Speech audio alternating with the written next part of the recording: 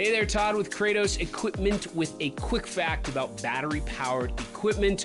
We often hear battery-powered equipment is weaker than fuel-powered equipment.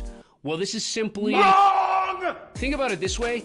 A station wagon and a Dodge Challenger both use the same kind of gas. Which one is stronger? If you choose the Dodge Challenger, congratulations, you've won some knowledge. The Dodge Challenger is strong with the same fuel because it has parts to more effectively use that gas. The same can be said with electric machines. With the right parts, electric equipment is just as strong as fuel-powered machines, but some manufacturers skimp on the right parts to make a cheaper machine. But at Cratos, we haven't skimped on power for 10 years.